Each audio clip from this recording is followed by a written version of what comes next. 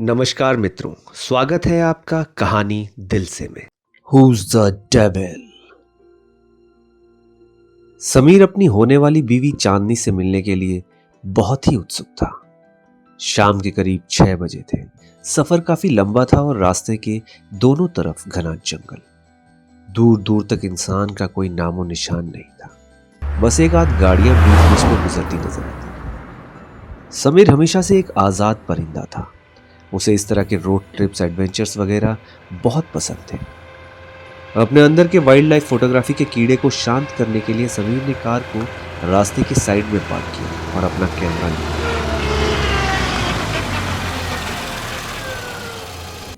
सूरज की किरणें बड़ी बड़ी वृक्षों के बीच से होते हुए जमीन को छू रही थी। शाम ढल रही थी और ठंडी ठंडी तेज हवाएं चलने लगी थी। कैमरा को गले से लटकाए हुए अपने दोनों हाथों को जैकेट के पॉकेट्स में डालकर समीर ठंडी ठंडी हवा का आनंद लेते हुए टहलते टहलते थोड़ा और जंगल के अंदर चला गया। रास्ते के दोनों तरफ बस उसे घना जंगल ही दिख रहा था। तभी अचानक रोड की दाईं तरफ किसी की आहट सुनाई दी।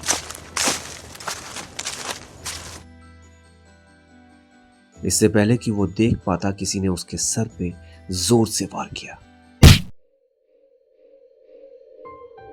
वो चीखता हुआ गिरकर बेहोश हो गया। चोट लगने के करीब 2 घंटे बाद समीर को होश आया। अभी भी वो पूरी तरह होश में नहीं आया था। उसने अपने आप को संभालते हुए जब चारों तरफ नजर घुमाई तो खुद को एक वीरान जगह पर बंधा हुआ पाया। उसके दोनों हाथ पेड़ के साथ पीछे बंधे हुए थे और उसके कपड़े फटे हुए थे। ढलती शाम और कोहरे के कारण कुछ भी स्पष्ट नजर नहीं आ रहा था। समीर जोर जोर से चिल्ला चिल्ला के मदद मांगने की कोशिश कर रहा था। उसने चारों तरफ नजर घुमाई पर कोई भी नजर नहीं आ रहा था। समीर काफी डर गया था। एक तरफ अंधेरा बढ़ रहा था और ठंड से उसका पूरा शरीर कांप रहा था। दूर जंगल के अंदर चिड़ियों के चहकने और जानवरों की डरावनी आवाजों से उसका दिल बैठा जा रहा था। दर्द के कारण समीर को अपने हाथों को खोलने में बहुत कठिनाई हो रही थी। तभी अचानक उसे अपने पीछे किसी की आहट सुनाई। डर के मारे आवाज उसकी हलक से बाहर नहीं निकल रहा था, पर बड़ी मुश्किल से उसने हिम्मत जुटाई और पूछने लगा, कौन हो तुम? मुझे यहां क्यों बांध रखे हो? चारों तरफ सन्नाटा था। समीर अपनी तरफ किसी बढ़ते कदमों को साफ साफ सुन सकता था। उसे लगा जरूर कोई चोर होगा, पर फिर सोचा कि कोई चोर क्यों उसे मारना चाहेगा। ज्यादा से ज्यादा वो उसे लूट कर चला जाता। समीर पीछे मुड़कर देखने की कोशिश कर रहा था, पर अपनी गर्दन 1 इंच भी नहीं घुमा पा रहा था। वो यही सब सोच ही रहा था कि तभी किसी का हाथ उसके कंधे पे था और धीरे धीरे उसके गर्दन की तरफ बढ़ रहा था। समीर इतना डर गया था कि उस कड़कती ठंड में भी उसके पसीने छूट रहे थे। डर से उसका चेहरा लाल हो चुका था और आवाज हलक में दफन हो चुकी थी।